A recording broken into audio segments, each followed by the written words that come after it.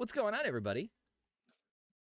Friendly Neighborhood Spider-Man here. Welcome back, everyone, to episode number 30. Jesus, we've done 30 of these things? Good Lord. Episode 30 of No Bucks Given, right here on the Horny Goat YouTube channel. Of course, the Horny Goat Podcasting Network, where you can listen to us on all your favorite podio. We're off to a good start. No bloopers.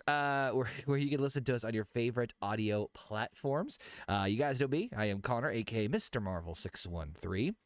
In case you can't tell, I'm a Marvel fan. And we got with us today the wonderful, the power couple of the Horny Goat channel. We got JP and Heather. What up, family?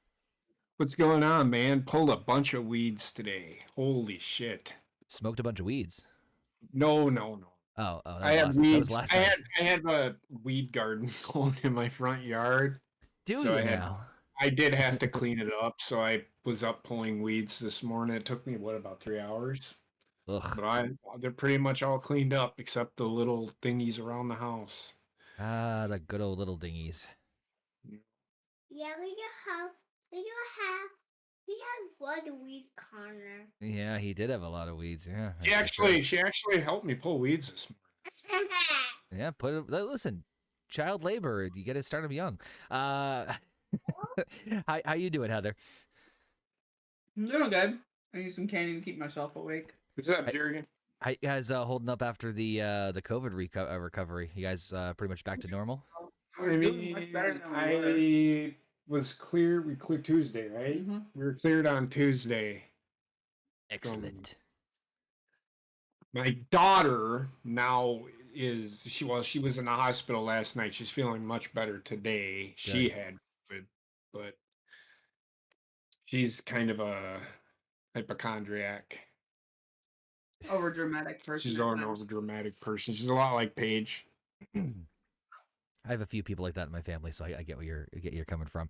Welcome, everyone in the chat joining us live here. We've got, of course, Alpha Federico and Paul Arzola. Thank you all for tuning in. Appreciate it. If you guys haven't subscribed to the channel yet here on Horny Goat, make sure you do so. YouTube.com/HornyGoat. You can check out all the cool stuff we do here on the channel. Tons of video gameplay this week. We did HGGM mode, which was infinitely funnier than any of us ever expected it to be. We also did. I thought it was a good show. No, it was a good stream.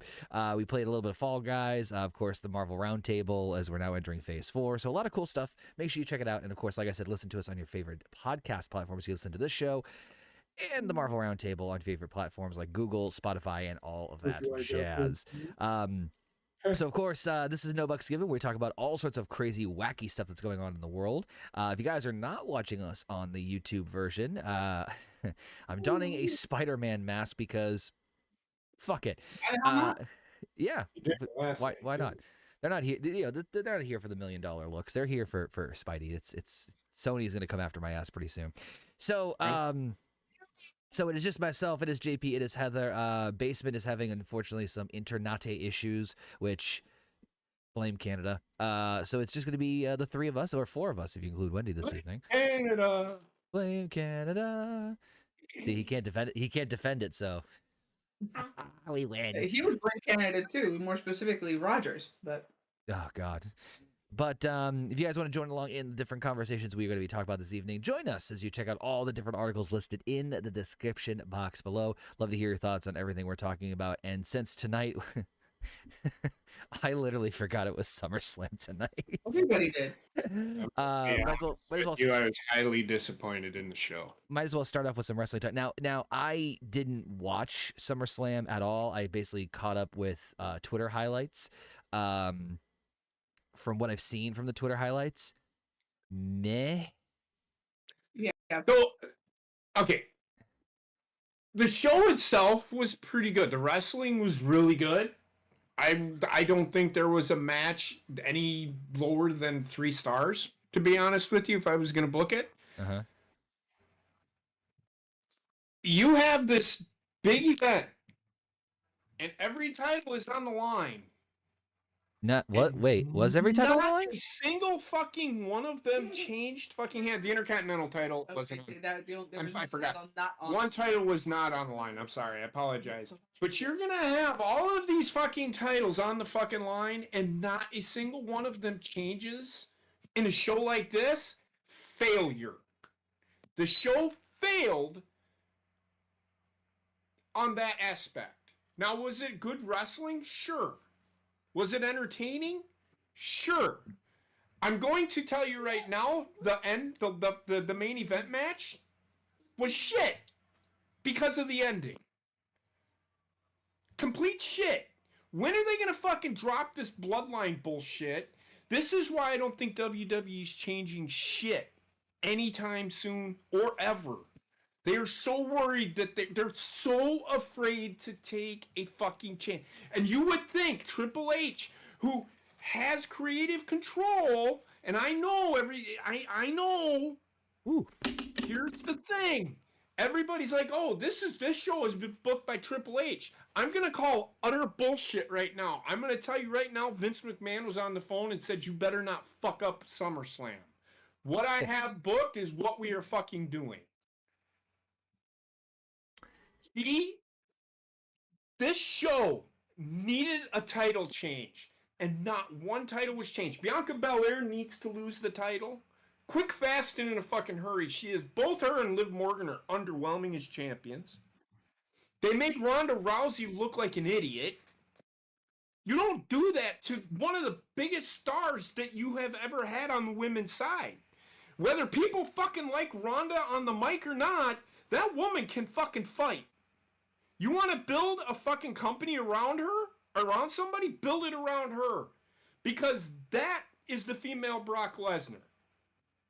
I'm sorry, I don't care what anybody fucking says. You can tell me I'm fucking wrong. You're wrong. Ronda Rousey should be the champion, and you should build around her. Especially with Charlotte not there right now. Because right now, Charlotte and Ronda Rousey are the two best wrestlers in the world at what they do today. If you let Ronda Rousey go, I will say this, Ronda Rousey needs a mouthpiece. What did you think, Heather? Did you watch SummerSlam with JP? Yes, I did. And I agree to certain points. Excuse me.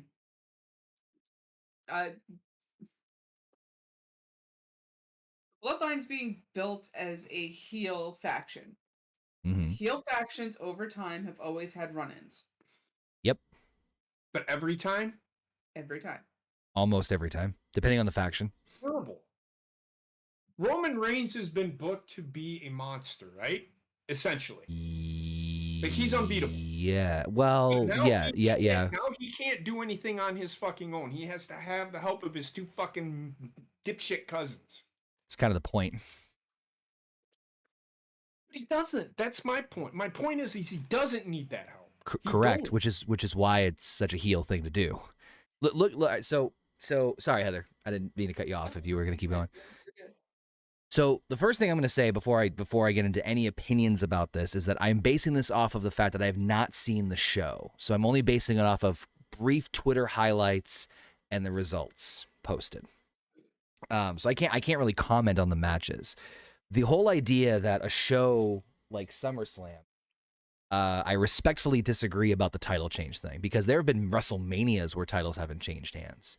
And yeah, this. Go ahead. So I will say this. I personally, there has to be some sort of change, a title change at show, whether it's a mid-card title or. It would have benefited. I'm not going to disagree with you on that. Well, wait, no, there was a title change. I'm stupid. There was a title change, wasn't there?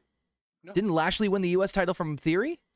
No, he was the champion. Oh, okay. I thought Theory was the title from him on a SmackDown. On a Raw. Oh, okay. So I thought Lashley won the title from Theory. Okay, or tonight. Okay, but I mean, but okay. I mean, hell, if that's the title change you would have done, that would have been the way to do it. Pivotal shows or big four shows should have bigger, longing, impacts in terms of like major title changes. So like, like SummerSlam and Mania and Survivor Series and maybe the Rumble, depending, but the Rumble's kind of 50-50. Right.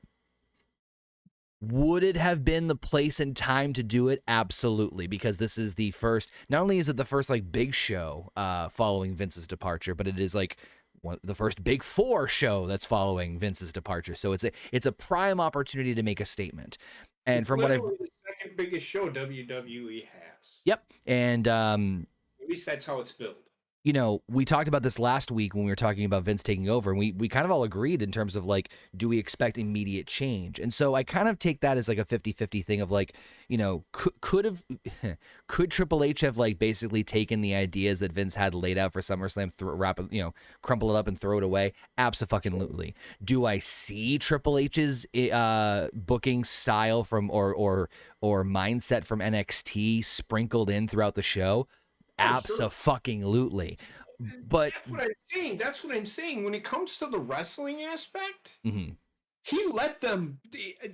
Triple H is hands off. I mean, yeah, he's okay. We need to do this, and this. This is the story we're telling. Mm-hmm. But when it comes to the in-ring stuff, he's gonna let those.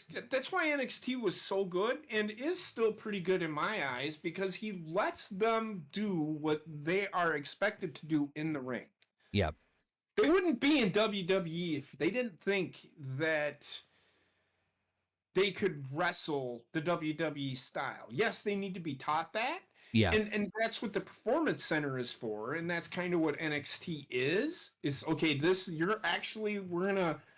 It's like a test run to see if you have what it takes to get to the main roster. That's what NXT is for.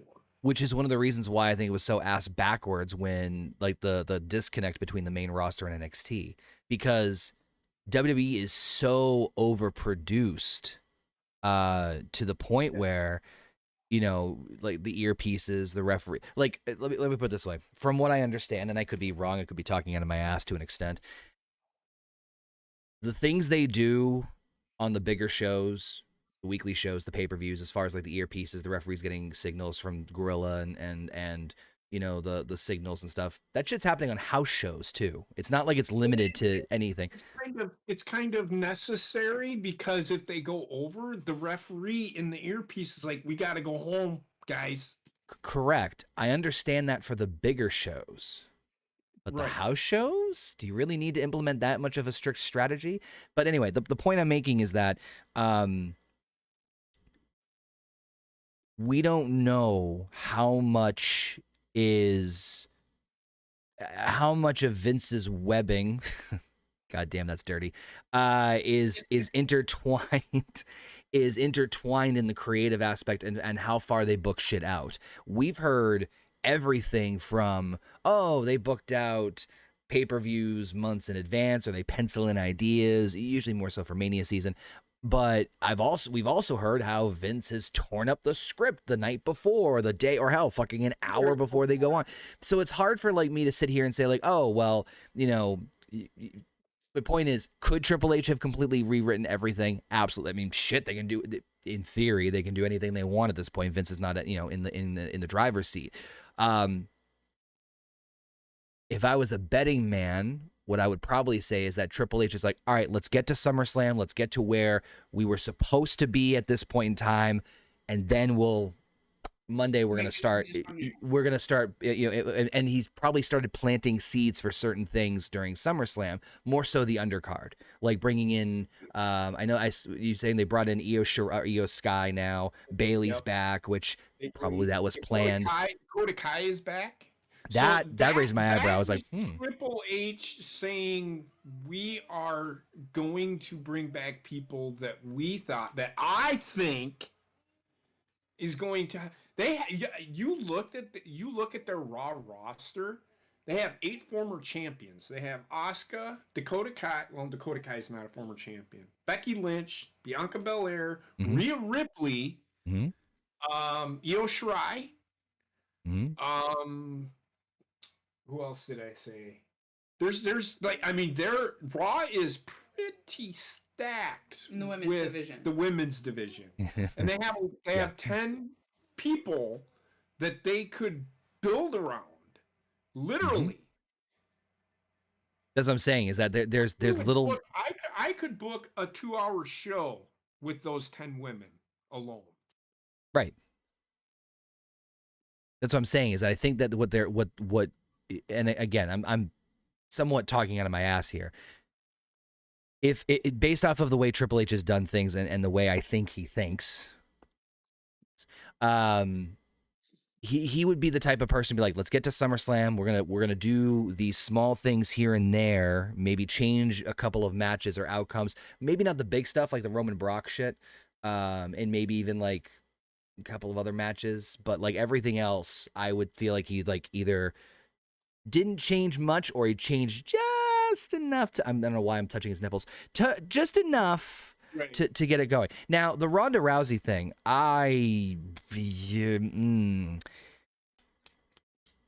that's a tough one. They literally showed her getting screwed over for the second time now. Third. For a championship, because it very clearly shows Liv Morgan tapping before the ref counted 3, but the ref was too busy looking at Ronda's shoulders. Was Ronda like fully heel going into this, or she's babyface? No, she was babyface pretty much. So then this is a heel turn planting. Like that's planting, and she should be a heel. Absolutely, she should be. But I will say this: Liv Morgan holds not even one iota of a candle to Ronda Rousey. Ronda Rousey kicked the fuck out of her tonight. Well, Ronda Rousey showed how much better she is than just about every woman on that fucking roster tonight. In my eyes. So Ronda's a bit of a Ronda's tough because like not literally yes, but in terms of booking, because I don't know about you, but from what I saw and heard from reactions, not too many people were too thrilled when she came back. Not too many people were too excited when she came back. And it's not because they believe the dirt sheets and the fact that she is this person that hates everything with the LGBTQ. So here's the thing. People don't like her because they this isn't gonna fucking ruin Liv Morgan and fucking everybody else on the roster. But you have to build around somebody, and Liv Morgan is not somebody you're going to build that company around. I agree with you on that, 100%. But that's what people are, and I'm not yelling, but that's what people are saying. So they literally think Liv Morgan is somebody that you can build around. Like, who the fuck are you people that think that Liv Morgan is the future of the wrestling business? She's not even fucking close. The people that are the future of the wrestling business, and justifiably so, are the 4 horsewomen. And Natalya every now and then, because they are literally the best wrestlers in the world. Bianca Belair, if she would stop with the fucking hopping and skipping and the fucking wood rat bullshit, I would probably like her a lot better, but Jade Cargill is almost as good as she is. Bianca Belair is terrible. I cannot stand the way she fucking wrestles. It showed tonight. Becky is by far way better than she is, which goes to show that Bianca Belair is not ready to be in the position that she's in. I'm sorry. That's how I feel. Watching her was bad tonight. She was off kilter. What about you, Heather, about like Ronda in general? I guess the women's division in general, as far as kind of what JP was saying. For me, what it comes down to is with them bringing back Dakota Kai, Io Shirai, and letting Bayley come out of injury is the boost that the Raw women's division needed, because of the fact that I feel like that has been lacking for like 6 years now. Agreed. And shout out real quick, Cody is in the chat, who's actually there at SummerSlam. So he just said he got starstruck because he just saw Triple H in his car passing him by. That's pretty awesome. What's up, Tim? Also joining us, saying the storyline dictated that Ronda lose to turn her heel in the fashion that she lost, which is basically what I said, earlier about this. Is the setup. And I agreed with this, with her snapping and attacking the referee and Liv Morgan at the end of the match. It fits the story for what she needs to do to become heel. Yeah. With the opening match, which was Becky versus Bianca, Becky turned face and is now basically partnering up with Bianca to take on this new faction of sorts of Io Shirai, Bayley, and fucking Dakota Kai. I saw that, which I did. I'm not gonna lie, I am slightly intrigued. I am intrigued as well, and I actually liked that they just only had the standoff in the ring. against Yep. each other. Yeah. Nothing else happened. I liked that. He didn't. What's that? The standoff At the between very opening Bailey of the and show, Bailey with and Dakota company. Kai, Io, and I Bailey. know. That was one of the very few things I liked about the show. You said you didn't. You said it made no fucking sense for them to go out there and just stare at each other. Oh no, I didn't like how then all of a sudden Becky came in and then they're just like all three of them are backing off like it's 3-on-2. Go beat the shit out of them. That's what I would have done. I didn't like the way they backed off. Okay. And I brought up the point that Bailey may not be fully cleared to wrestle just yet, and that's why they just backed off, because the numbers weren't actually there. So here's the way I would interpret it: is that like if you're bringing in, you're essentially bringing Io Shirai and Dakota Kai. I know you're bringing Dakota Kai back, but you're bringing these two women up to the main roster, right? So I'm probably gonna get shit on for this. I don't care. You're basically treating them as like the NXT rookies coming up to the big leagues. So they're going to be seen in some capacity as the backup to Bailey being the main star. So when you have, and you're trying to position Bianca Belair, I know JP's going to disagree with me as far as this actual opinion, but in terms of the way they want to have this perceived, Becky and Bianca being on the same level as far as ability, champions, blah, blah, blah, that's probably why they backed down, to create that perception. Whether or not that's... You're right, yeah. I get it. But I, as a person that watched these people in NXT, can't buy it. You know, right, I was gonna say it's not gonna translate to everybody, which I completely understand. That's the only reason that I had an issue with it. If you're gonna debut these two, I would have had them go ape shit fucking nuts and just beat the shit out of both of them. That's what I would have done. Actually, you said you would have had Becky turn on Bianca right at that moment. That's what I thought. No, that's the build-up. That's what's going to happen. That's the payoff down the road. It's all a ruse, and Becky is going to be the one that turns and is actually the leader of the faction. So to kind of do a middle of the way here, probably would have done a thing where like Bailey would have sicked Io Shirai and Dakota Kai, rolled out, and then clothesline out, basic shit. But anyway, the point, the bigger message I was trying to say here is that like, and this goes back to the wrestling stuff when I was doing stuff, is that we don't we don't know. Sorry, I just looked up and I saw you scratching JP's back. I know. It sucks, man. I have to dislocate my shoulder. I feel pretty good. I just can't reach. I feel that's a gift right there. Yes, it is. So I don't know what happens in creative. I don't know the extent of stuff. We hear different things from different people, and things change all the time. And obviously there's a deeper conversation of Vince's, how much is Vince really going to have involved with the creative, even though he's out of the company, blah blah blah. And we all agreed change is not going to come immediately. So I'll be very honest in saying that the stuff that we did see that had Triple H's like signature booking style, I am shocked that we saw in this show, to be very transparent with you, because I thought we weren't going to see shit of that. Because I kind of figured we were going to see the wrestling be more forefront in this show, which it was. And it looked like a Triple H and NXT-ish style. The old black and gold NXT. Like, what was the... I'll be honest, if this is going to be the style that's going to be forward in the main roster, I'll probably start watching a little bit more frequently. So it probably won't be weekly. No, it'll be at the pay-per-views. The pay-per-views are going to be where the payoffs. You're going to see... what is it called? Premium events or whatever the fuck? Yeah, premium live events. Yeah, premium live events, which is, I don't mind them being called that, because you're not really paying for it anymore with your watching on their streaming service. Super streams. Like when I take a piss after I'm drinking. Go ahead. The match where I literally seen a lot of NXT was the tag team title match. Jeff Jarrett, although there are times where I question his motives. Yeah, I'm not a fan of him going into the Hall of Fame, because I literally don't think he really deserves it, but I can understand why WWE did it. More family lineage than anything, but yep. Exactly. He's a good referee. Like, how many times did it come?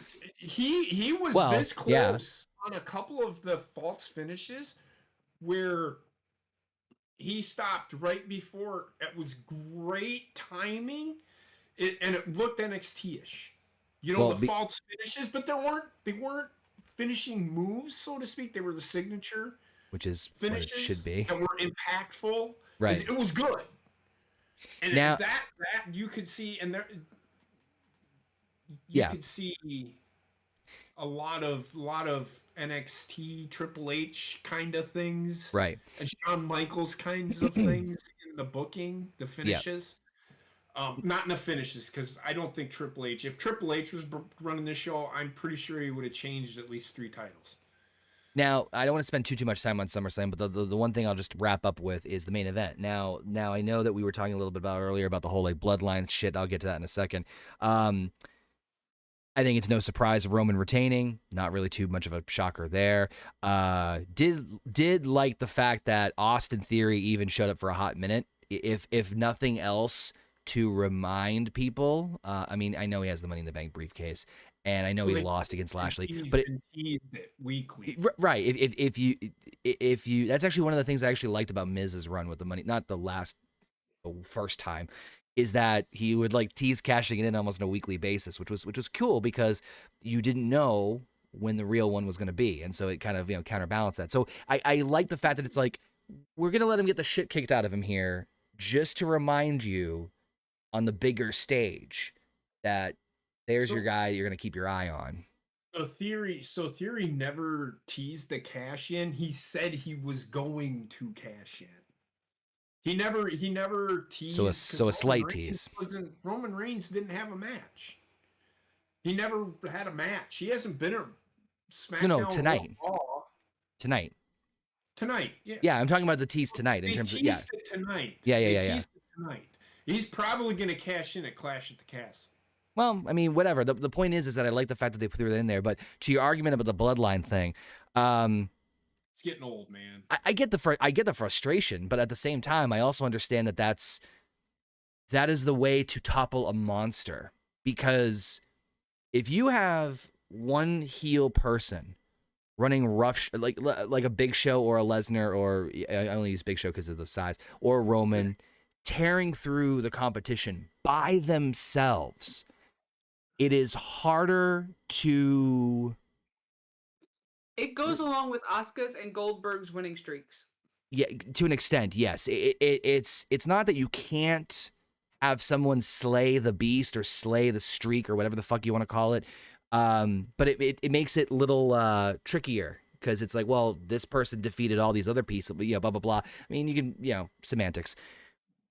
The faction is there to create not only a barrier between the babyface and the heel and the main guy, but also be like, well, he wouldn't have been as successful if it wasn't for X, Y, and Z. Everyone's done it with usually or not everyone. Most people have done it with like a manager or a mouthpiece or this or a partner or a lackey or a tag team or the Four Horsemen was pretty much... that. I mean, granted, they obviously got successes in their own fields in terms of mid-card, tag team, etc. But that's what the Horsemen were. That's what Evolution was. That's what, not all, but a lot of bigger factions. Like when Miz had fucking the Miz or the B team, and there's a focal point star, and then they have these other people to back them up. So the Usos, I think, were there not only for meat shields, but to kind of subjectively push this idea of Roman wouldn't be as successful as he would be now if it wasn't for Heyman, if it wasn't for the Usos. And I'll be very honest, I wouldn't be surprised if the bloodline stuff doesn't end before the end of the year. I hope so. I'm just getting it's just getting overdone, and it's just keep going. I'll be right back. You go. I do want to say a couple of things. Number one, Aaron, I love Roman Reigns. I really do. I think he's got it. He's it. He's the man. But please make him the man. If you're gonna make him the man, make him the man. Don't. This is why I don't like him being with the bloodline and having to utilize the bloodline. That's just me personally. And Becky, she should be. She is a very good wrestler. I don't give a shit about what she says outside of the ring or she says on the promo. Is it bad? Sure. She sounds like she needs to fucking take a breath every 10 seconds. Mm-hmm. However, we are frozen. Just keep talking. And it's back now. Sorry, I didn't know. I just don't.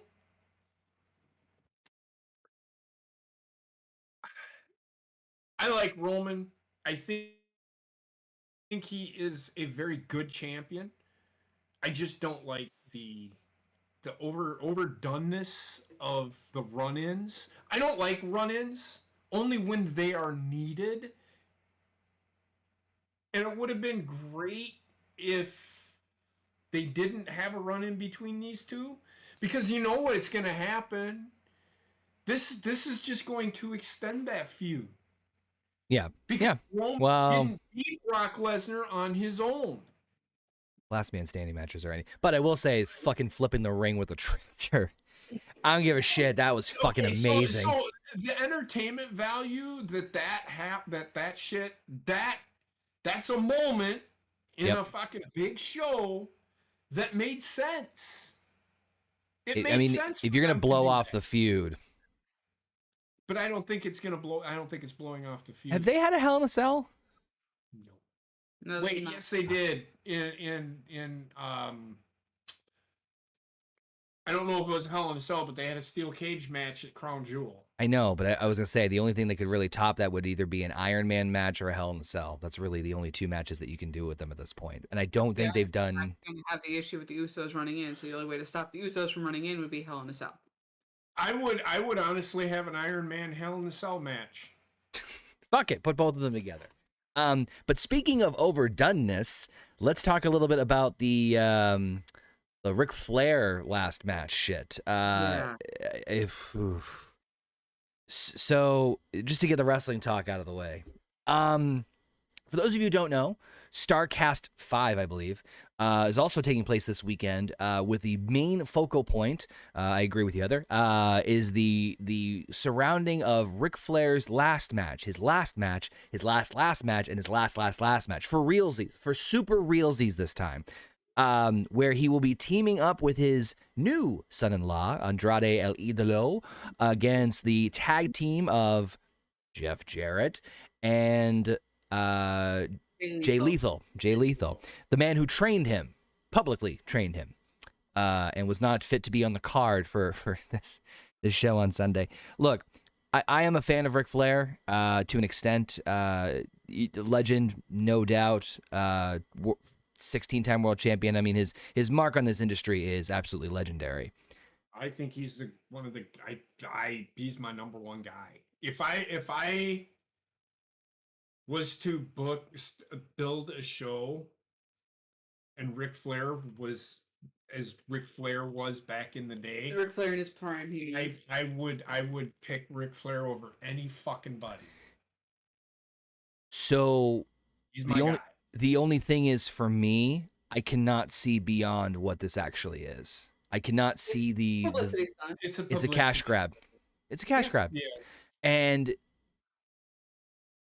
obviously Conrad is the one behind the scenes as far as hosting everything with StarCast. For those of you who don't know, Conrad is Ric Flair's other son-in-law. And so I'm not surprised by this, but at the same time, it's like he just like the WrestleMania send-off that he had in Orlando was perfect.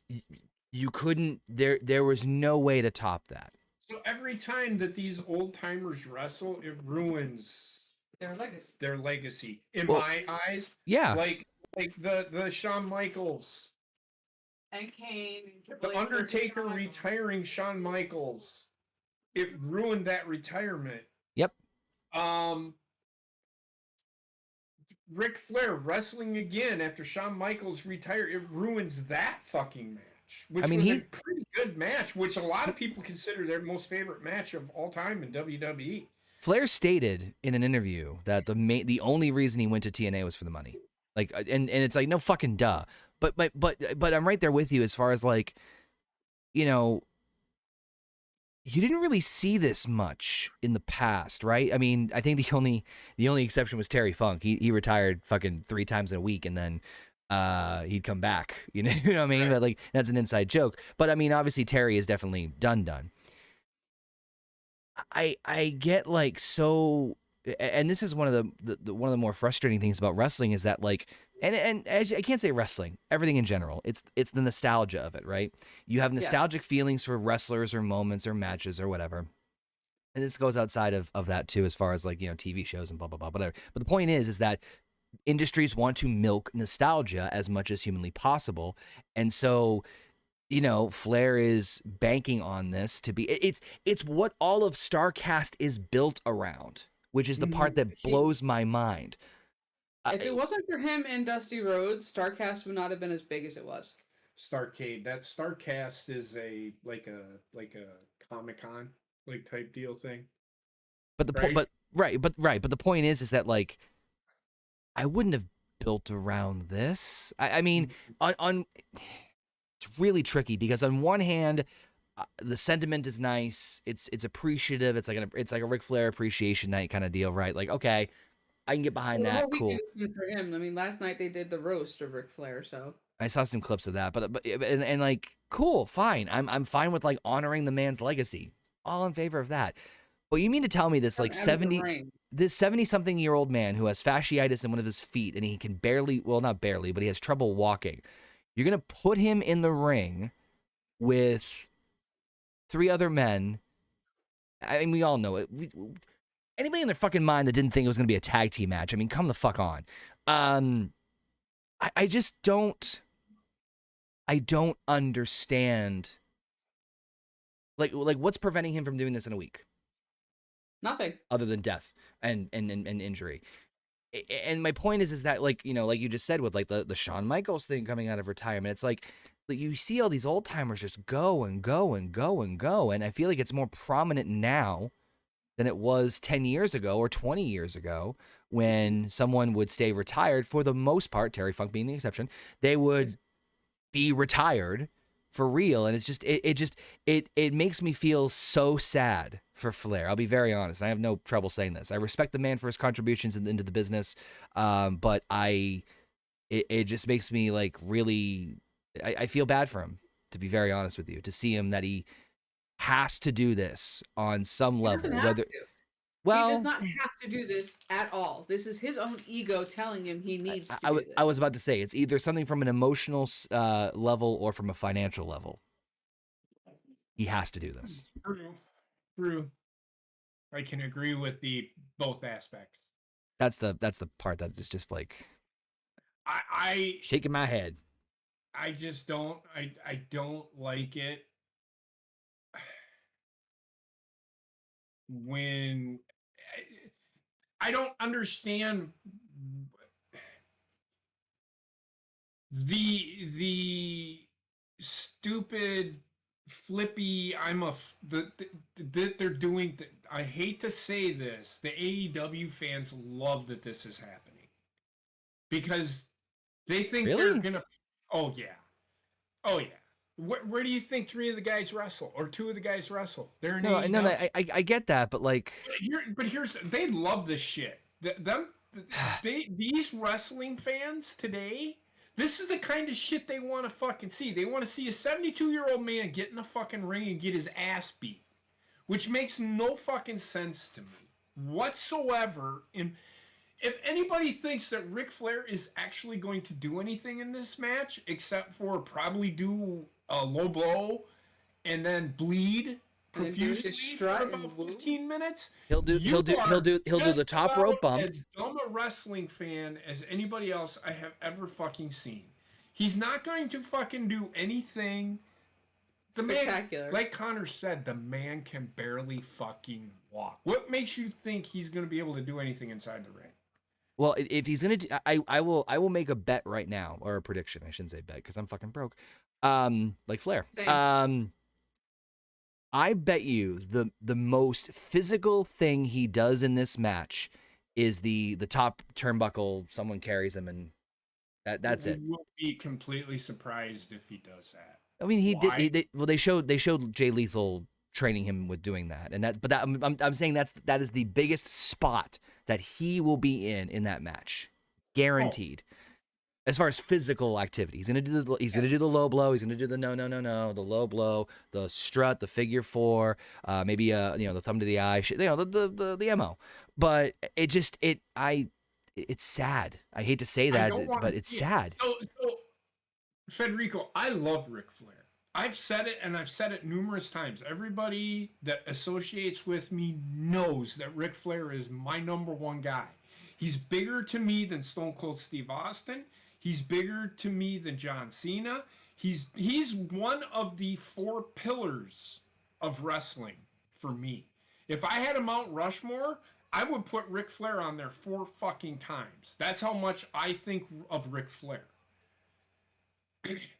But I will not stoop to any level to watch this man wrestle at 70. I think he's 72. He's the same age as my dad, who passed away. Come on, man. Anybody that wants to see this stuff, you clearly have no business watching wrestling. Well, these are also the same fans that loved the fact that fucking Nick Gage brought a fucking pizza cutter to his match with Chris Jericho. And had a Domino's commercial while it was going on. The best part. Remember that? That was the best part. I mean, they got in trouble for that. Well, no shit, they got in trouble for that. But I mean, like, do your homework. Yeah. Like, meaning Tony Khan. Like, bring that. Like, fine. That's fine that he did that. Whatever. But like, the timing of it. What are you gonna expect? I mean, the Domino's shit was just fucking hilariously coincidental. I mean, that's meme material. But like, you know what you're getting yourself into.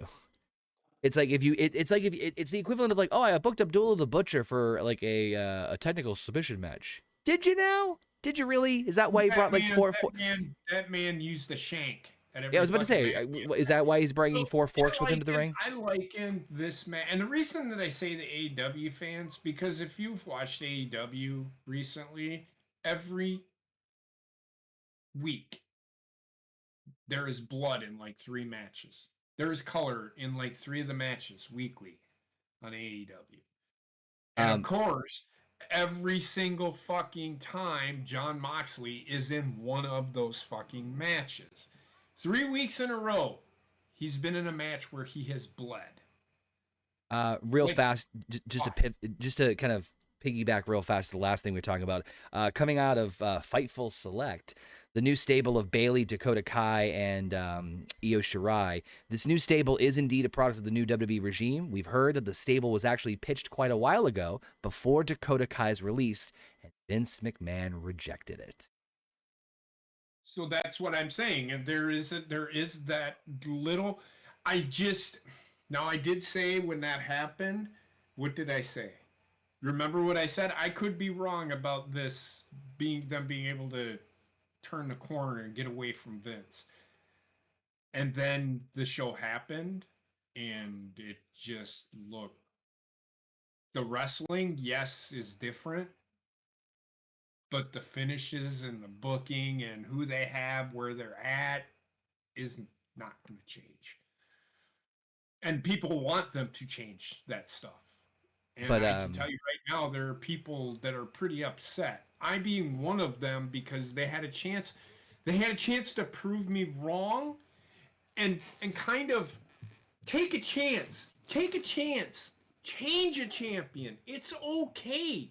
If it doesn't work, then you can put the title right back fucking on them. It's okay. But take a chance. That's my issue.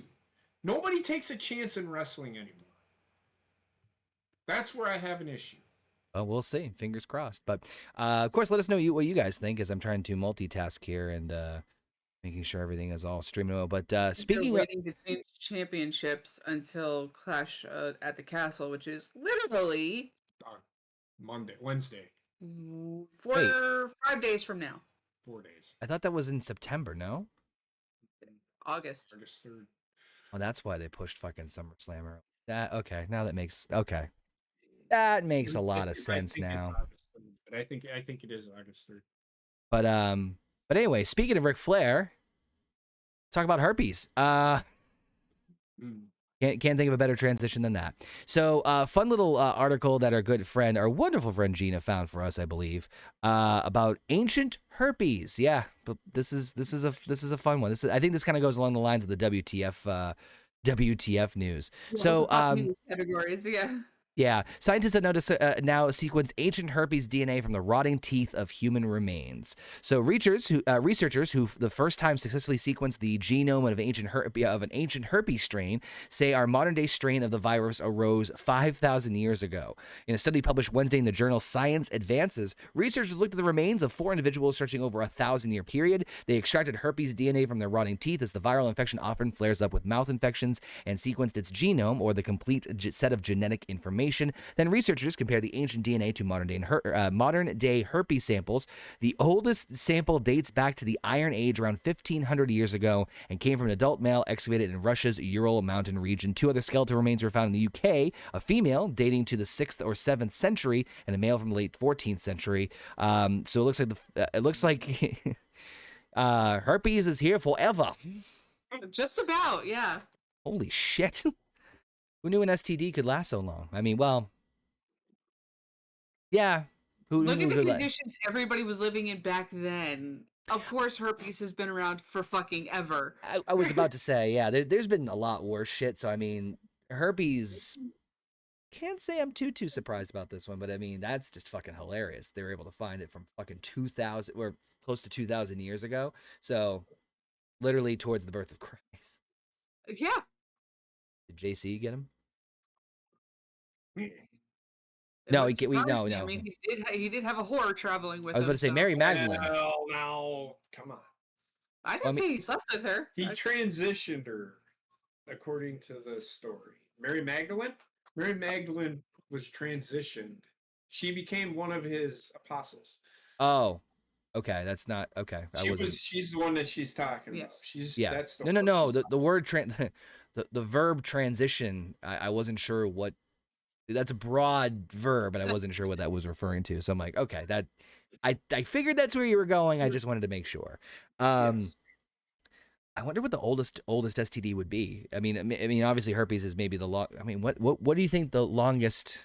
I think herpes is the oldest. Honestly, I can tell you right now, I think they've all been around forever. But the first one found is probably going to be considered the oldest.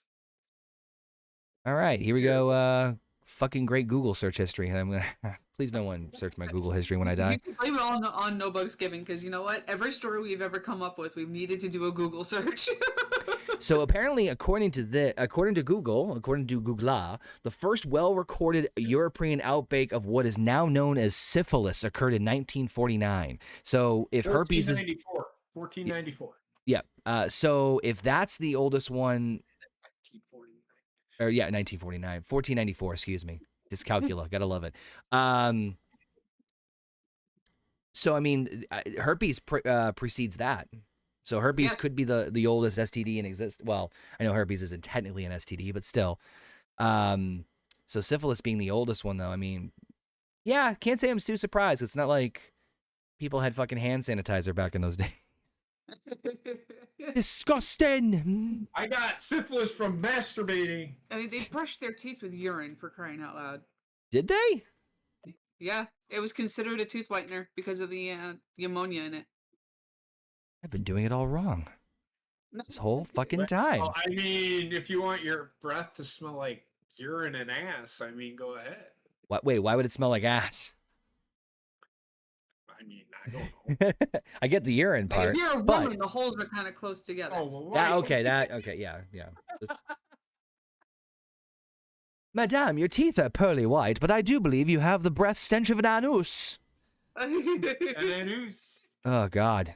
But just a fun little factoid in our WTF moments. But switching gears real quick, this one might be a little bit more of an interesting take, and this is something that I actually was going to bring up and submit until I believe it was either Heather or Gene. I can't remember which one of you guys posted it about Marvel getting a little bit of under fire raps about the VFX conditions for some of their workers. Now, Yes, sometimes the Marvel Studios are forcing months of work to be completely redone, literally weeks before it's supposed to be put in theaters.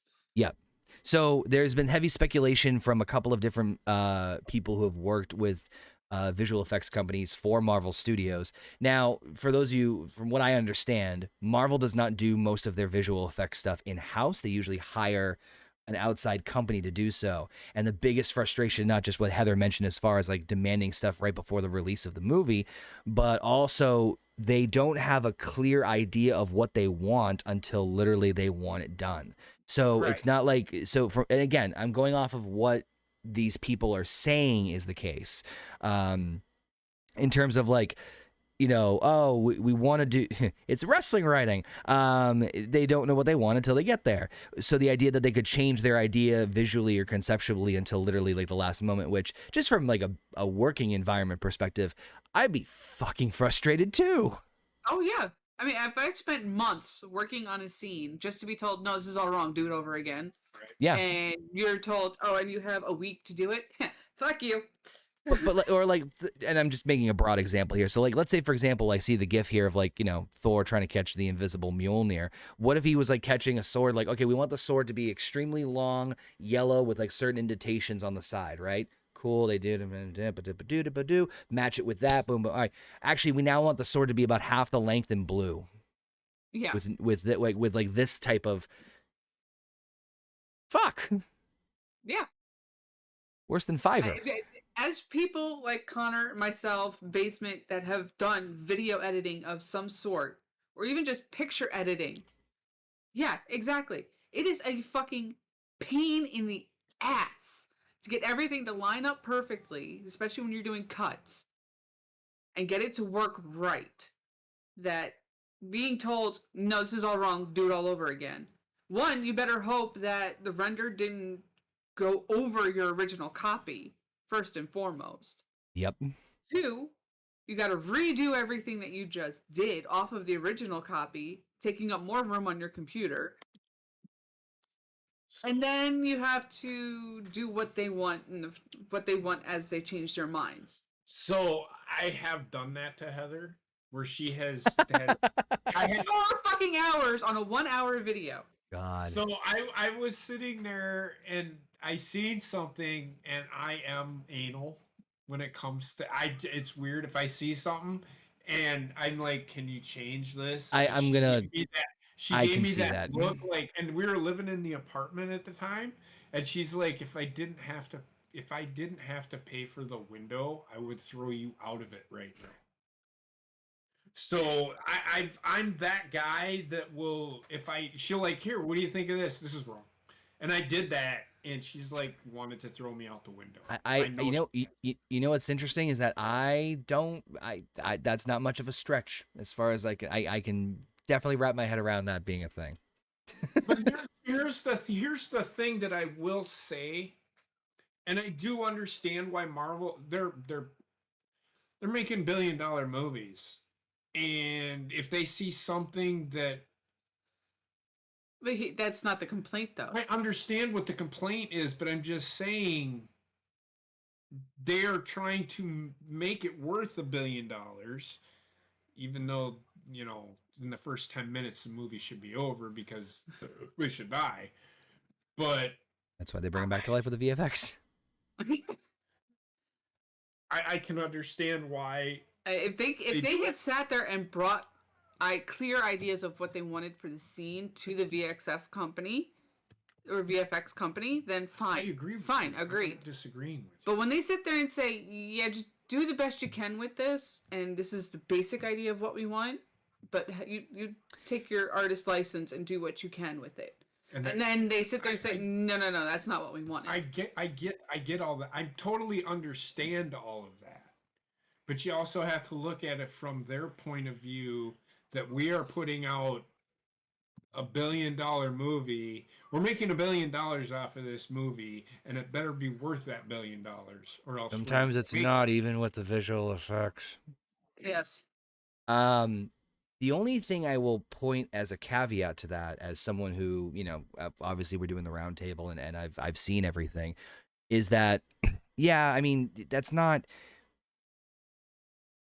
This doesn't sound like it's something that's uncommon in the movie industry. However, what I think really that Marvel does to set themselves up for failure when it comes to this stuff is announcing the dates of their movies 4 years in advance. I can understand them doing like Phase 5, right? Yes. They announced everything across the board. They wisely announced broad time frames for the shows. So the movies have the specific dates lined up. And hell, they've even rearranged and pushed those. I think the Marvels was supposed to come out before Ant-Man. But anyway, the point is they've rearranged shit, especially this last year because of COVID and all that bullshit. But my point is that like with the shows, none of the shows have specific dates until we get much, much closer to them, which I think for those shows is what they should do. Mm-hmm. Phase 6, they should do the same thing too. Be like summer of 2025 or fall or winter of 2025. I will say this. This is why Basement and I totally agree on practical effects. Yes, I can understand why they need CGI at times. Like the big fight scenes, I can kind of understand that. But you can do things with practical effects. It's one of the reasons I love Mandalorian. Yes. Because it's such a small scale that everything can be done more practical effects. One of the reasons why I love the original trilogy of Star Wars. Same. Practical effects were so huge. Even Harry Potter, they did practical effects. I mean, yes, or a better mix. Yeah, there's nothing wrong with doing CGI, but you can't have a whole show built around CGI, because at some point you're going to see that, that CGI, why is this person on the marquee? You know what I mean? If they're not going to be there. You've seen that picture of Tom Holland and kissing that fucking green screen guy, right? My point taken. I still think that's a meme, but in pitch meeting with the Gray Man, Ryan Reynolds turns into some sort of CGI blob. It's just like, yeah. But half of the shows that Marvel has put out that uses heavy CGI, that's exactly what fucking happens. I mean, I can understand an Endgame and Infinity War when the CGI was needed. Yeah. Because you had such a massive scale of people that you can't, I mean, you can widen your shot, but then again, I mean, Thanos was CGI. Pretty much all the bad guys were CGI'd, if I remember correctly. It's funny because like when Marvel does the CGI right, it's fucking insane. Yeah. It is beautiful, it is smooth, it is amazing. And it's bad. You get Endgame or you get Moon Knight. No in between. She-Hulk. A lot of people. I don't know if you saw the original She-Hulk teaser they did way back. Oh my god, that was so the new one is definitely much better. There's definitely improvements, and you can tell it's been better. But like the first one, just like you can tell the first ones were rushed out. I just practical effects like the Jaws. So fucking good. The point I was going to make was with a Star Wars reference is that like. Look at those movies. Jaws, another one too, is that you have movies that are timeless. Like, are they realistic looking? To an extent, no. If you really want to sit down and fucking analyze it frame by frame, absolutely not. But that's not the point. That's not why we were there. They weren't a crew. They weren't. Just works. You could. Everything worked so well that you could kind of see beyond that. Mm-hmm. Unfortunately, as someone who is a Marvel fanatic, clearly. Even me, I'm saying that like there are some where it's like come on, like come on. But I mean, the reason why people hated Attack of the Clones so much It was so heavily CGI. So heavily CGI. There was very few practical effects. Yep. Again, with episode 1 and episode 3 didn't have as much CGI, but there was certain things that was green screened and such. That's why the prequels got shit on, is because there was so much CGI and not practical effects. Now, and the last 3, they tried to do more practical effects, but again, people hated it because the storyline didn't go the way they wanted it to. But there is a way to make CGI work for the green screen aspect in the background, and actually, Jon Favreau figured it out with The Lion King that he directed.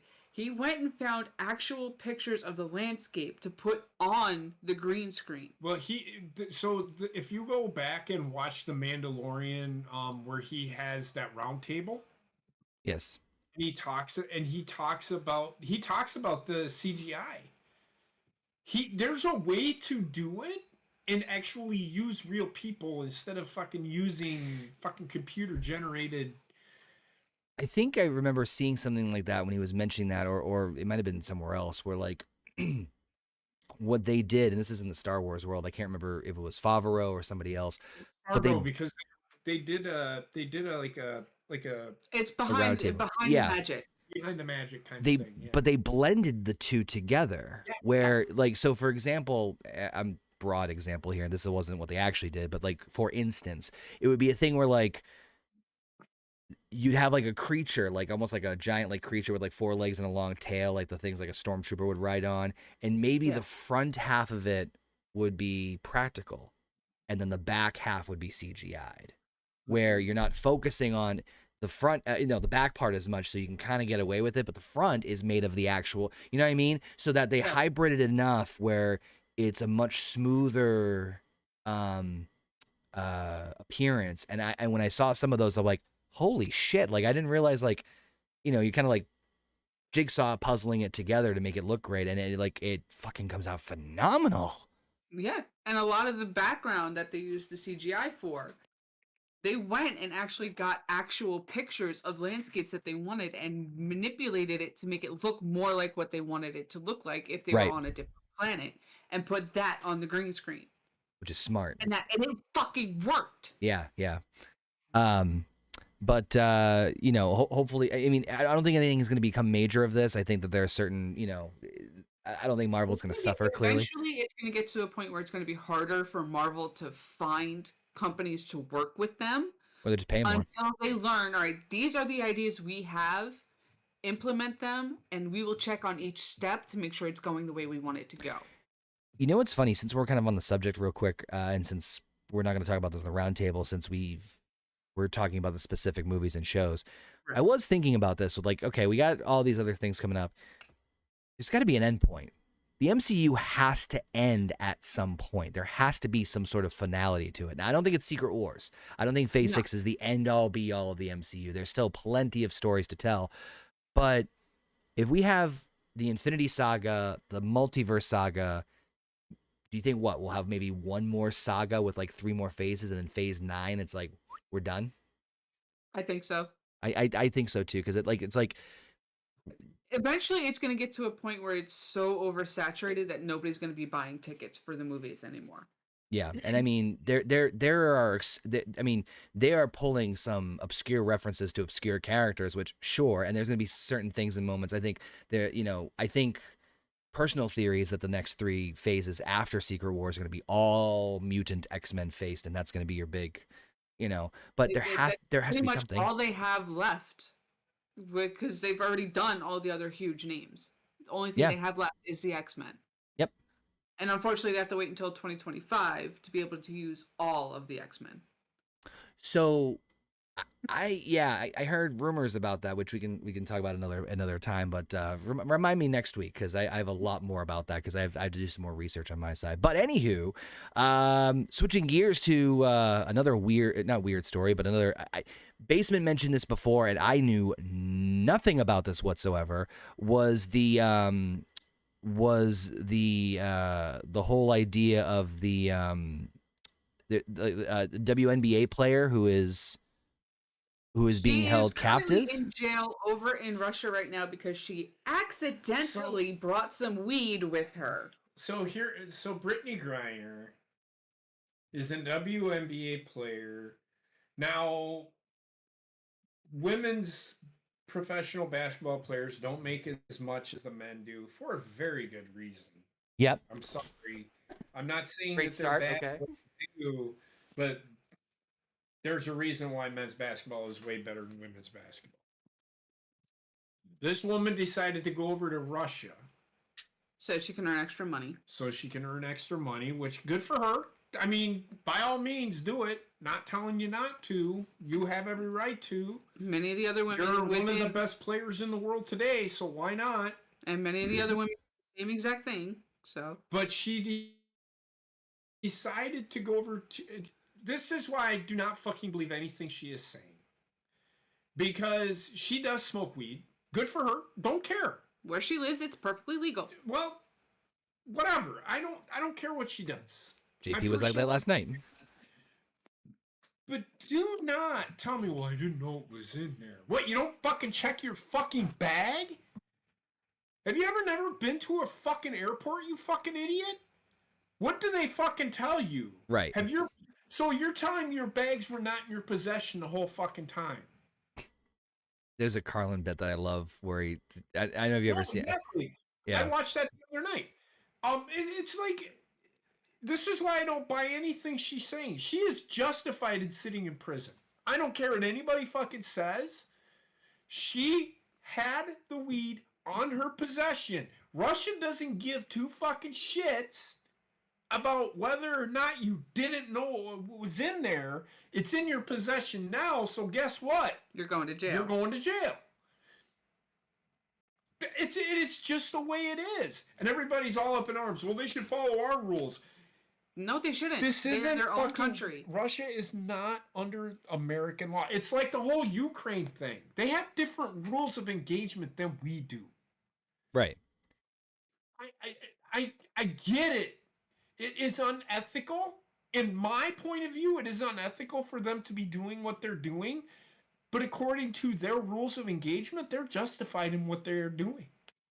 But what I was concerned about is that they're looking to do a trade with... Yes. Russian's arms dealer is going to be released and sent back to Russia. And so that we can get a basketball player back. Who cares? She's a fucking basketball player who does not do anything for me. What does she do for our country except entertain us? It's very not little at that. It's not that. It's the fact that like they're asking us to release. This is our administration. The administration we are under. This is how they work. This is how the liberal Democrats work. This is how they work. Oh, you need a trade. The only way we're gonna we'll trade you an arms dealer, who is probably gonna go out fucking sell more guns, become another arms dealer again, and then they're gonna have more guns on the fucking streets. But that's okay. Joe Biden said it was okay. Like, how does this make any fucking sense to anybody? Everybody sits there and says, well, we need to fucking ban guns. We need to do this. We need to do this. But we're going to fucking trade a fucking arms dealer for a fucking basketball player. And meanwhile, there are people Think about that for a minute.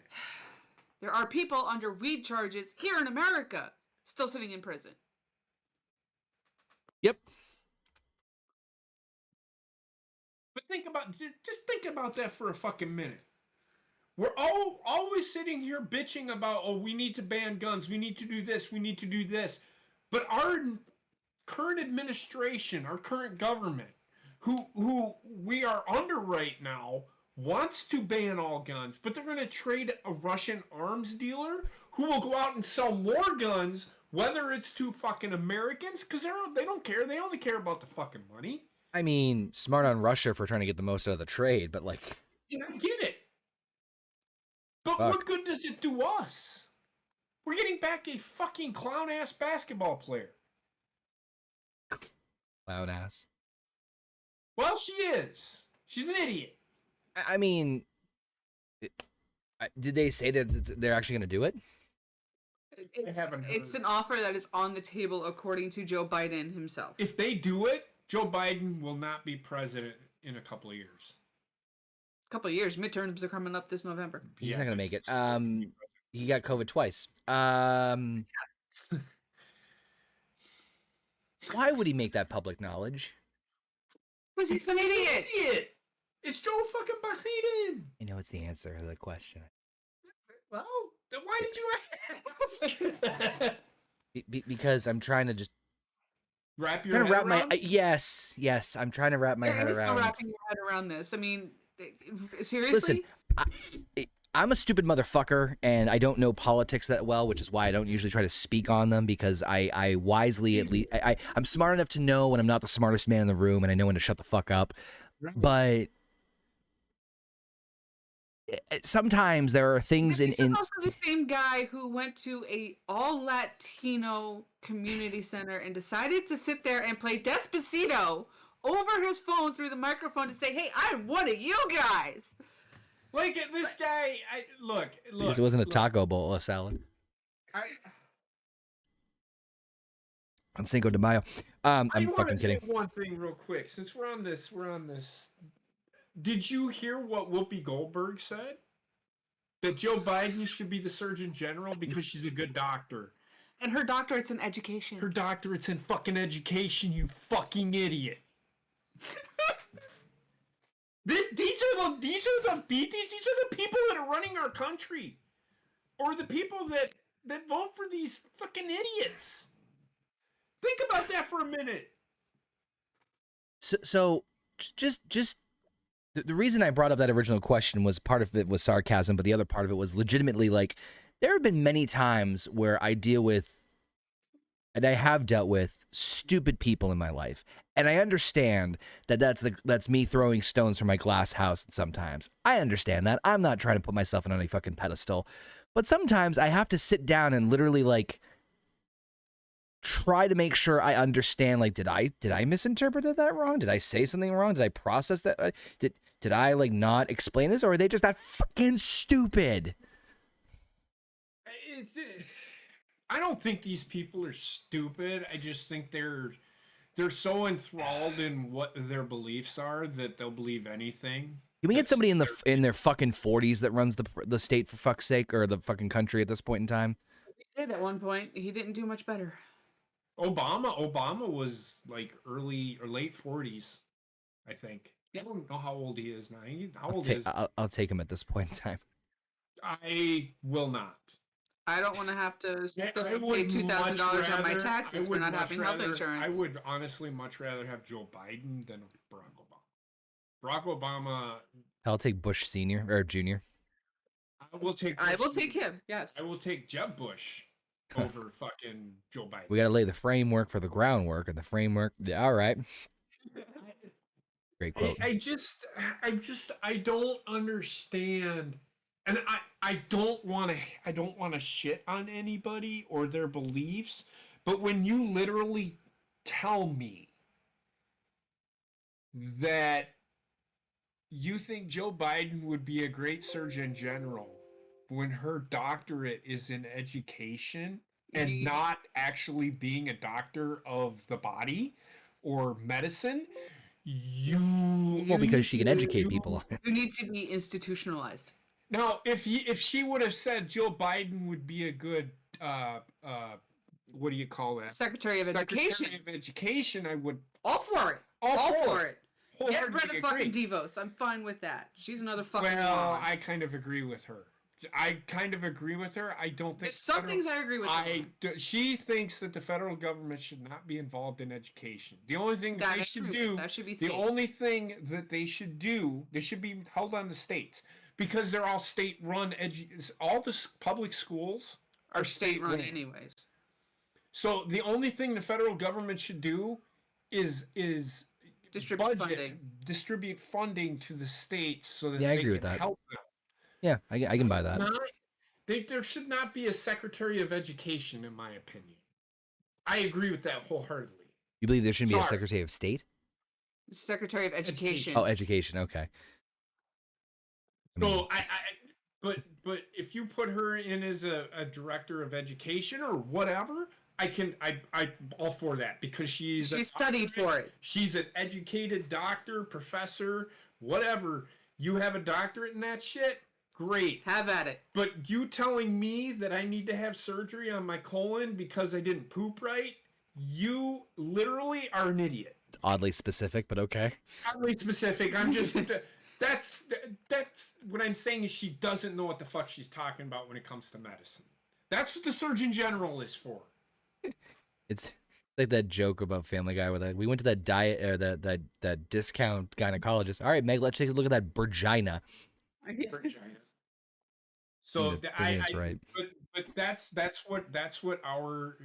way our government is being run right now. They would much rather trade for an arms dealer for a basketball player. Just to get this said basketball player back, so that they can can vote for them in the next upcoming election. I mean, like I said, I can't fault. They're doing this. Can't fault Russia for trying to get the most out of this fucking deal. You know what I mean? Like I can't. But like. When the administration is that fucking stupid, of course you're gonna sit there and put your big dick on the table. Fucking public knowledge. It just that like okay. You know what? I'll even say this much. I wouldn't be I wouldn't be like rolling my eyes or like going like what the fuck if it like got leaked. Fine, I understand you'd want to keep something like that shit under wraps. Why would you want to say it publicly to people in a speech? I don't get it. But anyway, it makes my head hurt seeing my timeline and all this shit that pops up and what is trending and all that, and it's just like, oh my fucking God. I don't want to shit on Biden. I really don't. He is our president. But when he does stupid shit like this, or he'll tweet out like the other day, he said I tested positive for COVID and but I was still working. I'm still working hard for the country. I mean, and sitting there shitting on Trump for needing to be helicoptered to fucking Williams Hospital. It's like, dude, did you not realize that was the height of the fucking COVID pandemic to fucking begin with? No, but why would you even? Who cares? This guy is so caught up in what Trump did that he will not stop talking about him. And that's going to be his downfall. You want to know why he keeps talking about him? Because Trump's going to end up beating him again if he's going to end up running president again. Here's fuck it, I'll throw this out there. So I've had multiple talks with people about this, and I'm not going to get too well. Fuck it, we're already in this thing. It falls deep. You might as well jump right in. I do not think Biden will be reelected. Period. No. I in my honest, humble opinion, he is not going to get reelected unless he pulls some sort of magical thing out his ass, which no, he's not going to get reelected. I also don't think that Trump will run again, or he won't get as far because I think Pence is going against him right now too, which I thought was very interesting. And I'll be honest with you, Pence before I vote for Trump. You would vote for Pence before Trump? Oh yeah. Yeah, me too. No, me too. I think that's what's going to happen. I think that like whether you agree with Trump's involvement in whatever or the Jan 6, whatever your thoughts on that's fine. Regardless, the general consensus is that on his way out, he left a bad taste in a lot of people's mouths, or to the point enough that I think it's going to affect him possibly getting back to that like prime spot again, at least as far as the Republicans are concerned. Now, if he runs independently, fucking up in the air on that one. I don't think he'll get that far, to be very honest. But if he's looking for the Republican nomination, I don't think that's happening. Vote more with Democrat than anything. Yeah, and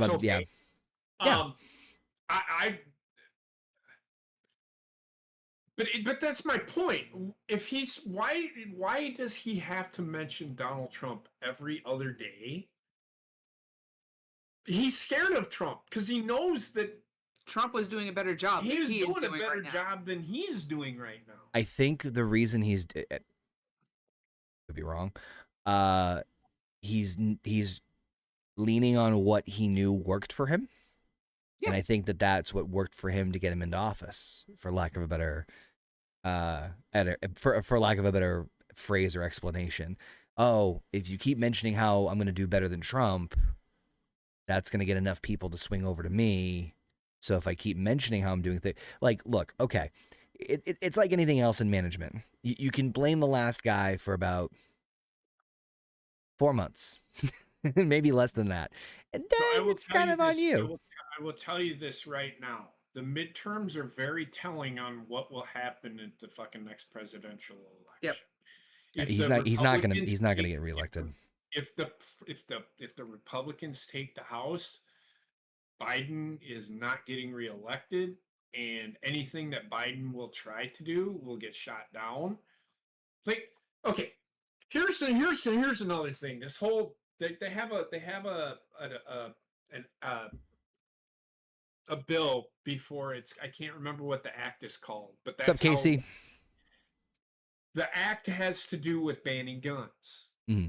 Every time you see a Democrat argue that we need to ban assault rifles, literally, assault rifles are already banned. Yeah, that's all. The argument that we need to ban assault rifles is literally the dumbest thing I've ever heard, because assault rifles are already illegal. So why are you going to ban something that's already banned? What are you accomplishing by banning something that's already banned? One thing that I shouldn't say infuriates, that's a little bit of an exaggeration, but it really like aggravates me, and it's another reason why I don't usually talk about politics in general. And it's not.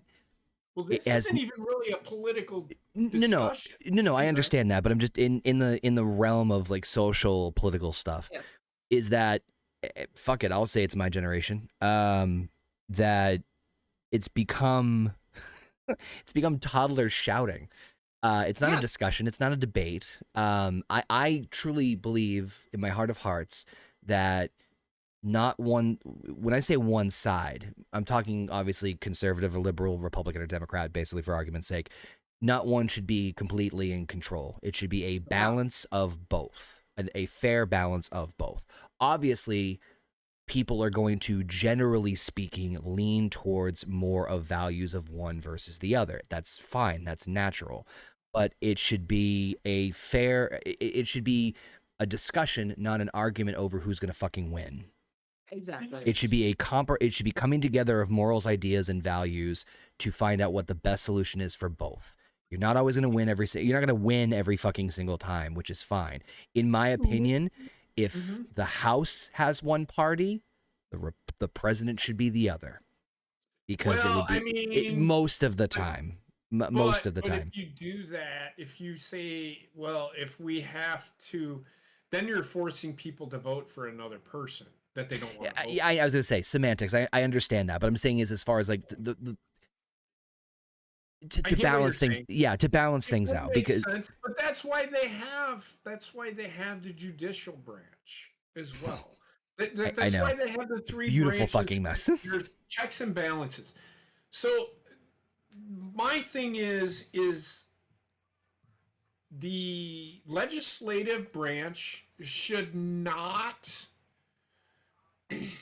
They actually run this country. Yes. Yep. The president does not run this country. He's just the figurehead. He's a figurehead. He's a head of state. That's all he is. God.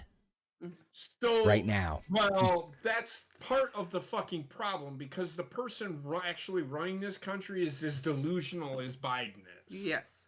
Nancy Pelosi. Even the Dems are getting sick of her, but yeah. So the way it should work. The way it should work is the executive branch is the president. He is the head of the executive branch. Right. He is the one that hires the Secretary of Education, the cabinet, the department heads. Yep. He hires all of those. Department of Justice, all those people. He appoints a justice, and then they go before a Senate, which is there's your checks and balances. Justice. But right now it's like the executive branch and the legislative branch are in cahoots with each other because they're trying to push their agenda, which is wrong. And I would say that on either party, right? I mean, if the Republicans were doing the same thing, yeah. The judicial branch is getting shit on because of the abortion issue right now, but they didn't change the law because, again, and I say this and I keep saying this, and I've said this numerous times, Roe versus Wade is not a fucking law. It was a decision by the court, right, to say that abortions are justified. Now, kind of, I know we're like, yes. and that's partly my fault too. But what I was saying was going back to the original reason of why I usually don't speak about this, and it has nothing to do with anybody in my inner circle of people, such as you guys, Basement Gene, or whoever, or even relatively close friends and family. However, the reason I don't talk about it like more publicly or like on social media or like my Facebook is relatively clean as a whistle for, is because mine has been recently too. Not your Twitter, has been, which I don't give a shit. Not wrong. No, I love that. But if I love the shit-eating grin you have on your face. Like, I know I'm doing that. If you do notice that the other day, I was just going to make mention of this. There was a Republican who I wholeheartedly agree with, and she's like, well, the Democrats this. And I literally tweeted at her and said, this is why we can't get anything done in this country, is because you all sit there and bicker. Point fingers and bicker back and fucking forth. It's everybody else's fault, not your own. When are you all going to fucking learn that this isn't just about you, it's about us? And we are the ones that hire you fuckers. The politicians are our servants. They work for us. They forget this. I think back to another Carlin thing where like he's like, when you get pulled over by a police officer, like, take the ticket, grumble it on the ground, say fuck you and your ticket too. It's like, say you're a public servant. Get me a glass of water. But no, but you're, to your point, absolutely 100% is that like majority of people, and I'm not trying to categorize people or group people in together. However, they do that on their own. I was about to say that's part of it, but like I feel like there are people who are not up for having a conversation. They don't have a conversation. They want to have a shouting match, in which case the loudest voice wins, and that's not a way for anything to get done. That's a way for people to get frustrated, be like, fuck it, I don't want to deal with this. And winning is just them people not having to want to deal with somebody who is not being rational or thinking. I understand very clearly that there are going to be ideals, concepts, and things and values that are going to be different from people's, even from Heather and JP's here on the call, which is fine because we are adults and know how to talk about it. I'm not going to instill my values and beliefs on them. I'm going to explain mine. And not necessarily defend them. Agree with what you're saying, you just never know unless you say said things. Right. So my point is, my friend put a post out on Facebook not too long ago, and she sat there and said that people need to stop shouting at each other. And I sat there and said, this is the problem. Since we have taken clubs like AV Club, Debate Club, and all of these other, and even political clubs, out of schools, we've ended up with this mess. I feel like it's turned into... If you bring back the Debate Club, you bring back the ability for people to have an open conversation of differing opinions and facts at the same time. While keeping everything calm and together and collected. Did you watch any of the presidential debates? The recent ones? Did you though? Very, very little. Okay, so that wasn't a debate. That was that's why I didn't watch it. It was Biden calling him a clown. Yeah, well, fuck you. And it's essentially what it was. How is that getting anything? How are you telling me what your policies are if you're going to tell a guy he's nothing but a clown? Like, what the fuck good does that? That's why I didn't vote for Biden. All he did was every other word that came out of his fucking mouth was, you're a clown. You don't know what you're fucking talking about. For the first debate, for CNN, a CNN reporter to sit there and fucking say, that was a shit show. Yeah, fucking air. Yeah, what does that fucking tell you, people? That put a smile on my face. I'm not gonna lie, because of lovingly seeing the absurdity of it all. But the way I perceive it is that more people care about having that like got him moment, like the moment where like I'm gonna say something that's gonna shut them up and get the round of applause and everybody standing. Like, no, like certain things, fine, I understand where you're like trying to like make a point and like make a stance on something. I understand that to an extent. Like if something's fucked up and going on that you feel strongly and passionate about, I understand that completely. Like, for example, like when you see the parents confronting the school board about the school shootings and what they're going to do, I can understand to an extent the frustration from those parents' perspective of kids who are affected by that. I don't blame them on stuff like that. Fine. There's ways to get your point across to be very stern and understand that, like, you don't understand the fucking, you know, etc. But there are other instances. There are other instances where it's just like you see protesters who have just their fucking brains turned off, and it's actually interesting. The reason I bring this up is because I saw 2 videos recently on abortion rallies. One of them was exactly what you see all the time. People are shutting people down, shutting these people up, and just like in their fucking faces and not giving them a chance to speak and whatnot. The other, which was extremely fucking refreshing, was a guy came up to a group of women who were part of not the same rally, but a abortion rally or pro-choice. Right. And there was 4 of them. And at first they were going to like we're going to fuck you up. We're going to cuss you out. And he started talking to them. And they respectfully were talking back, and he was asking them questions about what they stand on, and asking them questions about their beliefs and stance and why they think that. He presents some facts and some questions to back up, not like to challenge them, but just to get more information explained. And they were having a most civil conversation in the middle of the fucking protest.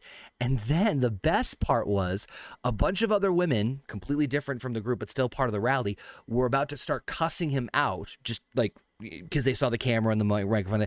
And the 4 women he was talking to, like, no, shut up. Let him talk. He's giving us the platform. He's listening. He's having a discussful conversation. I'm like, can there please be more of this in the fucking world, for the love of Christ? Exactly what needs to happen in this world, in this country. God damn it, people. Instead of, and I've said it numerous fucking times, the reason our country is so fucked up is we don't like each other. We don't like associating with others. Because if we do that, we might actually agree with something that they might fucking say. Even though we're still on the different side of the fence. People need to be fucking humbled. Yes. They do. And people just need to let other people speak. Now, I'm not going to say I'm always right. No. And I'm not always right. No, I'll tell you not always right. Go back and forth on the wrestling tonight where we disagreed, and I do disagree with some of the things he said. Yeah, but we did it respectfully. But it makes sense what he is saying, and the more I think about it, it could be a thing. However, but I also understand that the way I perceive it, because it's art and art is subjective, or entertainment is subjective. I understand that. It's the same thing with the round table. I understand that there are aspects of it that you're gonna see that I don't, and vice versa, and that's fine. That's why I said in every one of my wrestling reviews, I'm like, these are my opinions, because I understand that there are parts of it that I appreciate and enjoy that not everybody else is going to appreciate and enjoy. So now you're gonna take. That's why I sat there and said in my Facebook post to her, if we bring back the debate clubs in these schools, bring it back as early as fucking junior high, because the sooner we teach this younger generation coming behind us, I'm right there with you on that one, how to have a proper conversation, bringing not only facts but also your opinion in a respectful manner, and actually hearing what the other side has to say, if you're going the better off this country is going to be. If you're going to debate with somebody, yes, you're debating on your opinion, but you have to. I'm not going to fucking start talking to somebody if I'm not going to present a fact and an opinion, because then you're not going to even come close. Well, if you present an opinion, in my eyes, if you present an opinion, you better back it up with facts, because if you don't, well, that's what I said. If you don't back it up with facts, why are you even debating? That I can mostly agree with. The only thing is that sometimes there are opinions based off of feelings and emotions that are connected to either maybe not even directly to what their opinion is, but could be subjectively an opinion based upon some other perception or yeah. So I mean, sort of kind of it like I get where you're coming from as far as like there needs to be some sort of like foundation to it, like a sturdy foundation. I can understand someone having the opinion of something because how much is there sort of fucking misinformation out there nowadays anyway, so I can't really blame people for getting the information wrong sometimes because hi internet, but exactly. but I'm more of the idea of like I can get behind, well, why? Well, I don't feel like this is a good idea for X, Y, and Z. And maybe the X, Y, and Z may not be. So, how many times have you had an instance in your life, and maybe you haven't, and I'm talking out of my ass here, where you don't like something because of a gut feeling? You can't explain why. You can't it just can't shake that I can relate to. I'm not saying that's going to work for every fucking, every debate, but you know what I mean? Right. I mean, if you're gonna debate about, I'm talking about the debate. Like, if you're gonna debate with another, if you're running for office, you that's back your well, I mean, fucking opinions up with facts. It's a circus at this point in time, so anything's game. So with somebody about who is the greatest football player of all time, that's yeah. You better present some facts, because if you don't, then why in the fuck are you even arguing? Well, because because his shirt's green. Right. So, like the old argument, who's better, Tom Brady or Aaron Rodgers? I can't argue the fact that Tom Brady has more Super Bowl rings than Aaron Rodgers. Can't dispute that because it's true. Right. However, I will debate with you that Aaron Rodgers is a better thrower of the football than Tom Brady is. Well, like, you said earlier, your favorite wrestler is Ric Flair. There's plenty of reasons why it's very easy to understand why Flair is your favorite or one of your favorites. Mine's Undertaker. Same reason. That's not the exact same reasons, but understandable. There's plenty of evidence to back up why. Right, exactly. But speaking of fucked up weird things, oh come on, as we pivot away from this, since we talked, I think we did a pretty decent amount of political talk. So we're gonna switch gears here to something a little bit more lighthearted, which this one's fucking hilarious because I think Heather posted this one and just instantly brought a smile to my face about the Sims update in the Sims game. So, for those of you who don't know, actually, I'll let Heather explain this one because I think, and then I have a story about this, not this specific thing, but yeah, go ahead.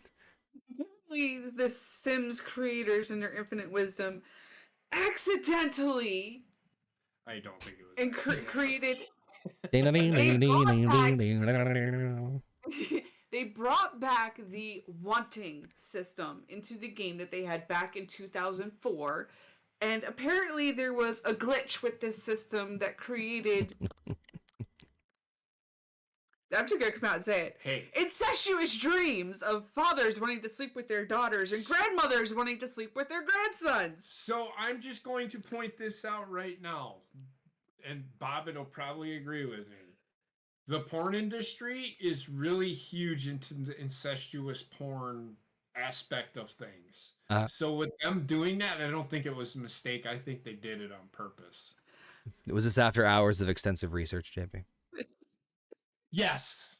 Yeah, apparently, they say accidentally because as people reported it, they were just like, "Oh fuck yeah, we need to fix that right away." They took their time. But yes, apparently Sims world has turned very incestuous. And as well as having another glitch of extremely rapidly aging the characters as well. Well, at least they're legal. That's the big thing. You know what I mean? Like, it's let's tackle one problem at a time here. That way we don't have fucking, what's his name? Chris Hansen. What are you doing here? Or in Sims, like, Baba Skooshna. Whatever the fuck, I can't. Have you seen the people who fucking speak like Simish or whatever the language is, like, oh my god, like almost like fluently? Like I don't like it. Baffles me that you're able to speak gibberish with such confidence. Characters in the games use. What the fuck are you? I see. This is what I've never played this. So okay, so here's the thing. So JP, in the Sims game, they speak their own language, right? But it's gibberish. But what's beautiful about it is that it is gibberish with such confidence that it sounds like it's an actual other language.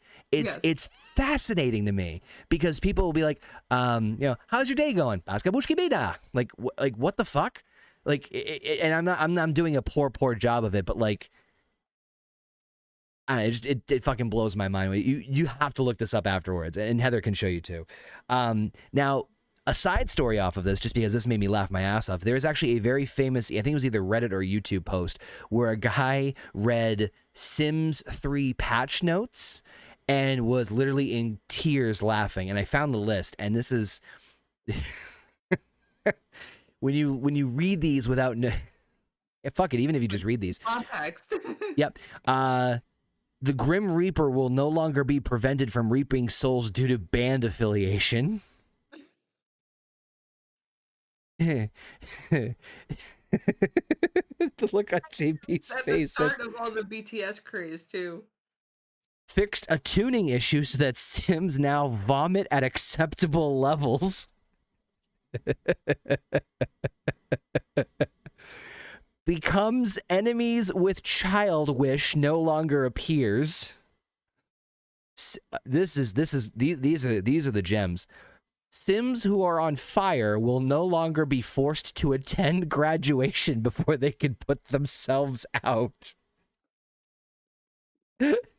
Pregnant Sims can no longer brawl, thank God. Baby Sims will no longer become stuck on a Sim's hand while driving a car. These are glitches that the patch is fixing. Sims will no longer receive a wish to skinny dip with mummies. And this is the best one of them all. The hands down, the coup de grace. A meteor can hit a building, in which case everyone will run out before the collision. Those who do not exit the building will die, right? Sims automatically leave if a meteor is approaching, unless it is a school in which the children are not allowed to leave and will always die. Oh, what the fuck, man? Like, come on.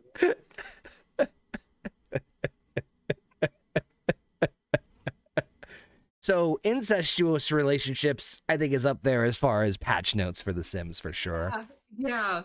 But I saw that, and the YouTube videos, the guy's reading it, it's like fucking, Alpha, yeah. Actually, I think Alpha, that's, I think, where I fucking saw it from. It's so fucking good. Like, it was really fucking funny. The last bit I had here before we wrap up, unless you guys wanted to add anything else to here, was just a fun little note about the latest new popular gaming craze, that game that we actually played a couple days ago here on the channel, which was Stray. And what's interesting to note is just the fact that the game Stray has outdone, I think it's ratings or downloads compared to God of War. Or reviews, yeah, that was it. Compared to God of War. And what's God of War in the reviews. And I found out a couple hours ago, it's actually heading on its way to Editor's Choice for PlayStation. And I mean, you've played it. We've been on the stream with you. It's so far, I mean, it's fine, but like the fact that like this is one of those things where it's like it's a niche thing that just like blew the fuck up, and it's just like maybe it's just me getting older. I'm like, what the fuck? It's because it's a fucking cat. You play as a cat, so you can do everything a cat can do. I mean, you saw me do it. I jumped on the piano. I played with the jingle ball. I stuck my head in a paper bag. Yep. I climbed walls, knocked over books. I was a cat. I did see somebody already made a Spyro the Dragon mod to it, so you can actually be Spyro the Dragon as which I thought was fucking badass. But like I'm just like I'm like, yeah, okay, you know what? I can believe that this game does better than God of War. Sure. I think with the biggest portion of it that helped to push it to that point, it's a completely free game on day of launch. Yeah. The graphics in the game are absolutely beautiful. The story, as we are figuring out, is more about trying to get these robots to the outside, get them outside of this toxic city of this dystopian future. Are you talking about the game? Yes. Yeah, the game Stray. And it's also the fact that you are a cat. This game has blown up like you have not fucking believed. I mean, I can sort of believe it. What's that? How can he persuade a fucking robot to fucking follow him? I don't. That's why you gotta. He has another little robot in that backpack that is helping him communicate with the other robots. Oh my god! And he's as we've gotten up to in the story, in the point of where we are in the game, he helped fix a transponder to connect with robots that have already made it to the outside. That they are presuming like cats do. The part I'm up to now, I don't know how the fuck I am going to beat it, because it looks really difficult. But we'll see. It does look play it again Tuesday. We'll see. But that's pretty much all the big stuff. Unless there's anything else you guys wanted to add in last minute here for because we went pretty well. We went about almost 2 hours here tonight. Unless there's anything else you guys wanted to throw out there. I know there was a lot more stuff that we had posted in our little Discord chatty chat, but those I think were the big ones I could think of or found. I mean, I don't. What about the cease and desist letter that ABC has gotten over certain remarks that Joy Behar and members of The View have made? Yes, I forgot to. You know what? I'm sorry, I completely forgot about adding that one. So, she's my favorite. What the hell happened with that? I did not read much of the article myself. Let me pull it up here. Yeah, I'll pull it up myself too. So let's see. So Joey Behar is on The View, and it looks like she was. Let me just see here. Apparently, she just did an interview not too long ago where she said she was glad to have been fired from The View back in, it looks like 2013. So 79-year-old star served as an original panelist on the ABC daytime talk show when it launched back in 1997, was low in 2013, although she returned in 2015 and admitted that she was sick of being on the show at that point. At the time of the initial filing, Joey alleged that it was not her choice to leave and claimed someone on the production wanted her gone because of her political views. She said, somebody wanted me gone, was not 100% my choice. When they told me they weren't renewing, I said, good, I'm out of here. I didn't like the way the show was going at the time, the way I heard it, and I don't know what was true because you never know. They got rid of a Republican, so they wanted to get rid of a Democrat. That's not the first time I've been fired from my politics, so I wasn't shocked by it. Interesting. Well, actually, the article I'm talking about is Turning Point USA sending the cease and desist letter because of something that Whoopi Goldberg had said. Oh, yeah. Oh, here we go. Yep, sorry, wrong one. Interesting. Okay, so let me just pull here. I think I have an article from the New York Post. So what does it say? So, this is a lot more juicier than I expected it to be. Turning Point USA issued a scathing cease and desist letter to ABC News on Tuesday, calling for the Disney-owned company to retract the defamatory statements made earlier this week on The View or face legal action. Quote, the false statements of fact intentionally made during The View's July 25th segment were unquestionably harmful to TPUSA's reputation and brought the organization and its students affiliated into distribute with the public, potential donors, and current and future business partners, posing a significant financial loss to the organization, the letter stated. Fox News Digital has obtained the letter, addressed the NBC New York News New York bureau chief and ABC assistant chief counsel, which accuses The View of making false, derogatory, and defamatory statements about its recent Student Action Summit. ABC News did not immediately respond to a request for comment. It looks like she basically blamed Turning Point USA for welcoming Nazis into their company. So metaphorically, that's what she's saying. She's saying it was metaphorically neo-Nazis are now part of TPUSA. But wow, of course. Well, but you let them in and you knew what they were, Whoopi Goldberg inaccurately said before the panelists were forced to read in the disclaimer and explain that the neo-Nazis were outside protesters and the TPUSA didn't let them in. My point was metaphorical, Goldberg said. You full of shit. Shit, well, she is. She's the one that thinks Joe Biden would make a good surgeon. And this is why I try not to talk on shit I don't know what anything fucking about. Like that is exactly one of the reasons why. Because you talk out of your ass and then you look like like fuck off. It is actually, and these are the people. There are people that believe everything that these women fucking say. Every word that pours out of their mouth is complete fucking fact, and it's gonna be they are gonna be the next leaders of this country. So if you have a chance, I do want you to watch an episode of The View, because they will please say no, something. please don't make me. I know I've tortured you with Marvel, It's but please funny. don't make me watch say, The View. No, listen, because they will say something. Don't even worry about what they say. Listen to the crowd. They will clap. Oh yeah, I know. Woo! Yeah, I agree with you. 100%. I will give you the prime example. If they tell you that drinking cyanide is a good idea, that crowd will cheer that shit. Prime example: Joy Behar on one of the episodes shortly after the Uvalde shooting sat there and said they had a person of color on the panel that was not usually part of their panel, arguing against stricter gun control laws, because we all know that's not going to do shit. It's not. And Joy Behar actually fucking sat there and said, well, watch how fast they do something when it's a fucking black person that does it. Excuse me? You got away with saying that on fucking live television. These and then the crowd fucking applauded it. They went fucking nuts.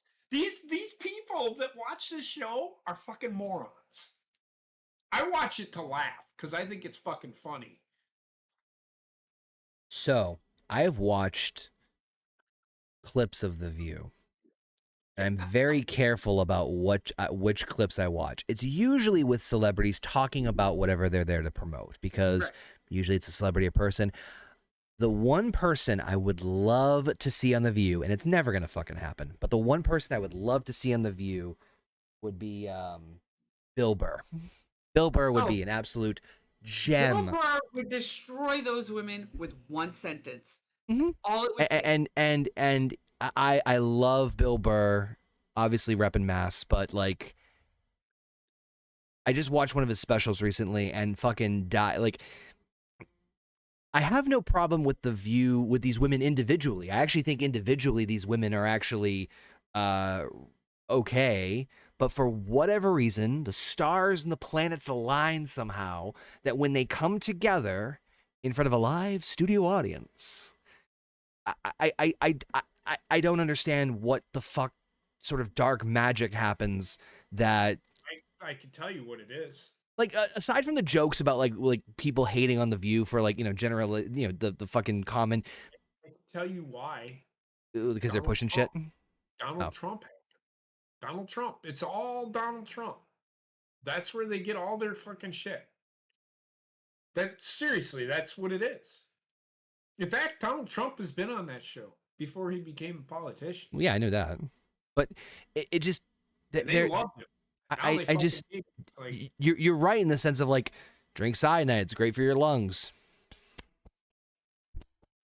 The crowd will fucking. I mean, that's overboard, but yeah, they will literally cheer that shit. It's good for your libido. Drink cyanide. Like, what? Deal. What the fuck is wrong with you? Hail Hydra. No shit. I don't know. I just like. Tim just said Connor doing a review of The View would be awesome. I'll do it with him. I'm not gonna lie, Tim. That's kind of tempting. That's a little tempting. I'm not gonna lie. But no, I just though it just it's like they're like verbal diarrhea, and I get like some people have that, but it's like it's bad verbal diarrhea. Like it's the type of like you need to see a doctor, or you know like the Surgeon General of Education, you know something along those lines. But anywho, I think he even sat there and made a joke of the whole Me Too movement because Neil Patrick Harris was on the show, and he had done another show with Whoopi Goldberg, and he sat there and he said, you know, I was only 14 at the time, and you had approached me in an inappropriate manner. And she sat there and she said, well, you know, if I still have it, you still want it, you know, it's there. And they laughed. It's Did like Neil Patrick Harris laugh? yes. Ugh.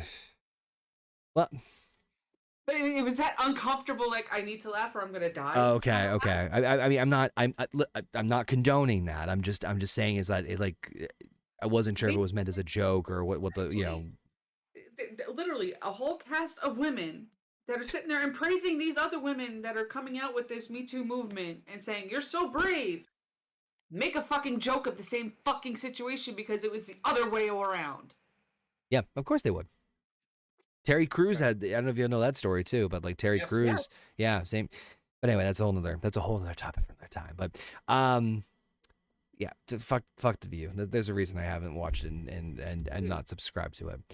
But other than that, I think was there anything else, Heather, you wanted to throw out there? That's everything I could think of. All right, I think we're good here to wrap up the 30th episode of No Bucks Given. Want to thank you all for tuning in. Appreciate checking us out here on your favorite platform, whether it be here on YouTube or your audio platforms, wherever you can listen to us, Apple, iTunes, Spotify, Google Play, or wherever it is you want to listen or view us from. Make sure you subscribe to us here on the channel, youtube.com/Horny Goat, because we got so much cool content coming your way. We got some more video gameplay, of course, Horny Goat GM. Again, No Bucks Given every single Saturday night. And of course, we've got the Marvel Roundtable coming at you this Monday with Falcon and the Winter Soldier. I just finished it, and this will be one of my hills to die on. Don't give a shit. This will be one of my hills to die on. I still think it's fucking amazing. We'll get into it on Monday. I actually am not going to lie. I kind of did enjoy it. But yes, there are definite nitpicks with this shit. And I'll tell you why I liked it. Because I can believe. We'll get into it. There's but on Monday. Yeah, just heads up. I will tell you right now, even though that I still say this is one of my favorite shows, there are, in my opinion, two very glaring problems with it. But we'll get there. We'll get there. But anyway, thank you. The same. I think I'll mention them off air. We don't want to spoil everything. We have to have people tune in. Anyway, we'll see you guys maybe tomorrow for some random gameplay. We'll see how the day goes because, Basement's not here to say we'll take a day off and then we'll be the first one to suggest let's get it together. He's not here to defend himself, so fuck it. And if not, we'll see you guys Monday for the Marvel Roundtable. Till then, guys, peace out, bitches. See you later, guys.